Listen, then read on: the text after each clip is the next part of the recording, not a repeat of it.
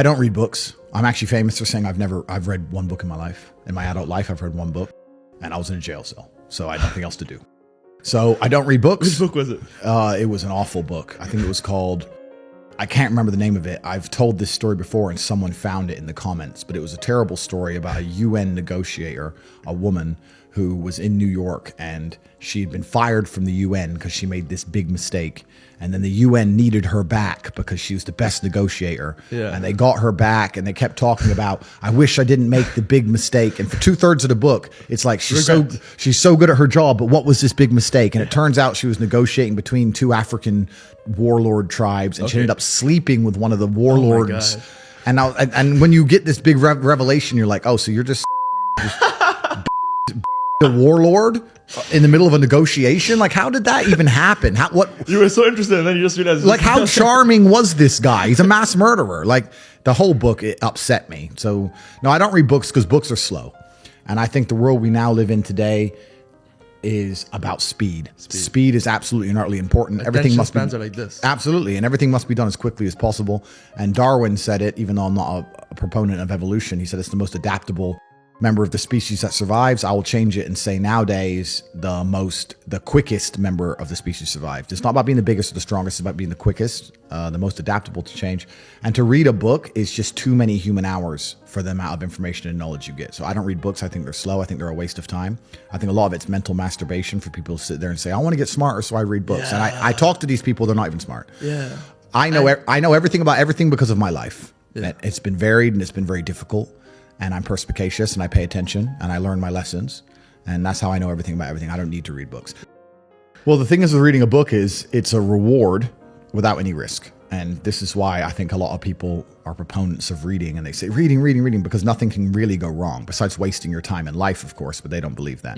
I am a much larger proponent of larger risks and larger rewards. If you want to learn about self-help, if you want to understand yourself and see what kind of man you really are and learn how to fight through adversity and learn how to get up when life's difficult and learn how to control your mind and learn how to struggle, then you can go to the boxing gym and you can get your ass kicked. You do not need to read any books. You need to get in the gym, walk in there and say, I'm going to fight the best fighter here every single day and not quit until you can eventually beat him. But most people are not man enough for that. So instead they'll read a self-help book and they'll sit there and try and talk to me about mindset. I learned my mindset in battle. My mindset is 87 professional fights. My mindset was learned in the reality of the real world. I don't need to read a self-help book. I don't need to read about motivation or confidence.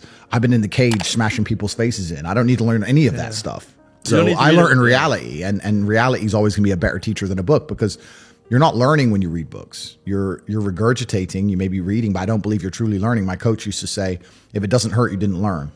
And I think he's completely right. And it's the same with entire life. You see people make the same mistake over and over again until it eventually goes really wrong. And it's only then they'll change. Then they change. So absolutely. So I learned how to become self-disciplined and become self-motivated and work hard. And I learned how to face adversity and find strength within myself I didn't know I had, because people were trying to kill me inside of a cage. And you cannot replicate that by reading pages of a book. No. So it's a waste of time.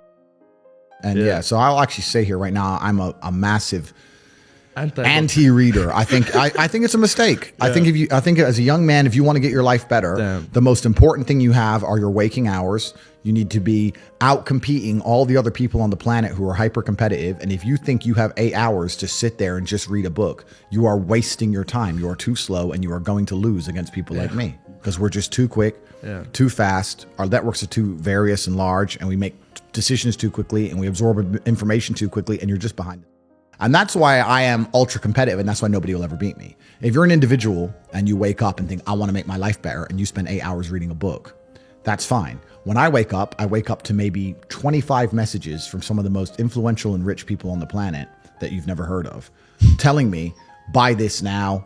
This is an opportunity to make money on the Russian ruble. This is an opportunity to make money here. Pound, This is an opportunity to make money on this land. This is what's going down in Iraq. Here we have an opportunity in Nairobi. And I'm sitting there going, okay. And I have got all this curated information and genuine opportunities in real time presented to me. And within 15 minutes, I've made a $5 million investment. You're on page 1. You're still reading your book. The introduction. You're still reading. You're still reading the introduction.